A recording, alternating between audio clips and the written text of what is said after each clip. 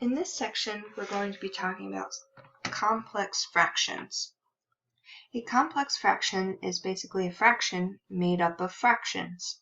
As we can see here in these examples, we have fractions in the numerator and fractions in the denominator.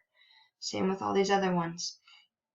Fractions within fractions. Now, a fraction within a fraction can look scary.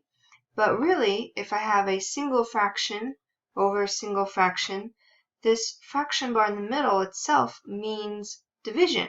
It means take this fraction and divide it by that fraction in the denominator.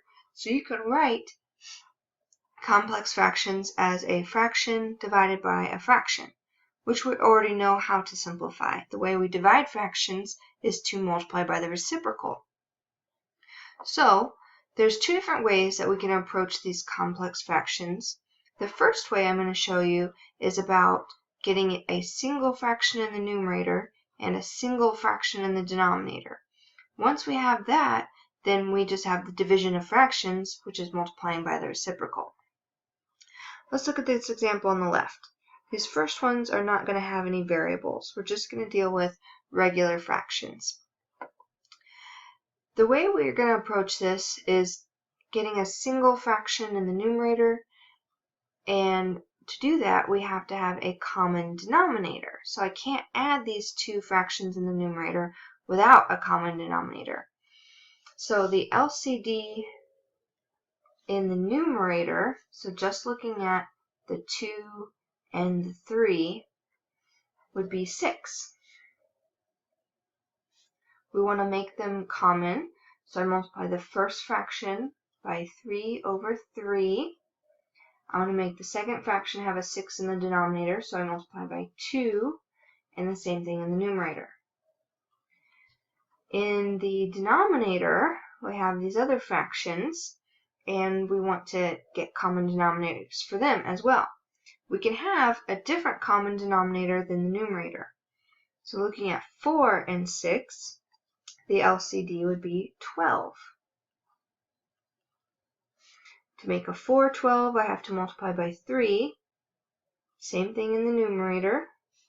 To make a 6 12, I'm going to multiply by 2. Same thing in that numerator. So now I have 3 6 plus 4 6, all being divided by 9 twelfths minus 2 twelfths. Now that they have common denominators, we can add and subtract. So 3 plus 4 would give 7 6, still being divided by 9 twelfths minus 2 twelfths would be 7 twelfths. And now I've got a single fraction being divided by a single fraction. You could rewrite this as 7 6 being divided by 7 twelfths. So we multiply by the reciprocal. Copy the first fraction times the reciprocal of the second fraction. We look for any common factors. I see 7 for sure. I divide out 7, and I also see a 6. So divide by 6, I get 1. Divide by 6, I'd get 2. So these are all 1, and I'd be left with 2 times 1 in the numerator, which is 2, over 1, which is just 2. So this whole thing here simplified down to 2. Go ahead and try these two on the right.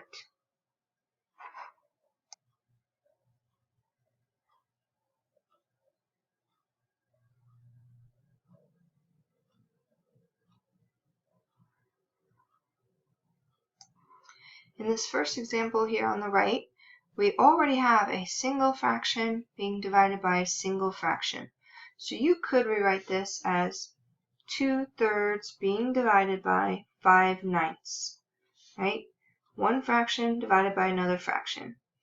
So the way we divide, we multiply by the reciprocal. Copy down the first fraction, multiply, flip the second fraction. We look for common factors, and I see that there is a 3 that we can divide out. Divide by 3, we get 1. Divide by 3, we get 3. Then we multiply everything that's left. So 2 times 3 would be 6. 1 times 5 would be 5. So you could leave that as 6/5 or 1 1/5. Alright, and the next one, they do not have a single fraction. I have addition and subtraction of fractions within a fraction. So again, the goal is to get a single fraction divided by a single fraction. When I look at the numerator fractions and their denominators, the LCD will be 4. In the denominator fractions, the LCD of 3 and 4 would be 12.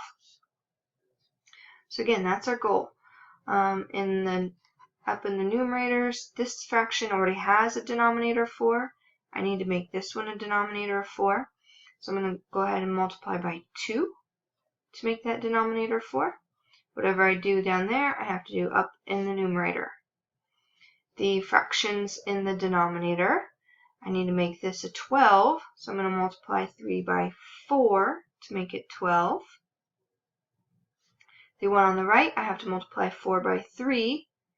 Same thing in the numerator. And you could put 1s here if that made you feel more comfortable. So now I have 2/4 plus 3/4 in the numerator fractions, and 8/12 minus 3/12 in the denominator fractions. I can go ahead and add and subtract now that they have common denominators. 2 plus 3 is 5 over the same denominator. 8 minus 3 is 5 over the same denominator. Now I have a single fraction being divided by a single fraction. I can copy the first fraction down and multiply by the reciprocal of the second fraction. Or you could rewrite it as division and then do that. I look for common factors that divide out. 5 divided by 5 is 1. And divide out a common factor of 4. I'm left with 3. Divide by 4, I'm left with 1. Multiply everything that's left. 1 times 3 is 3.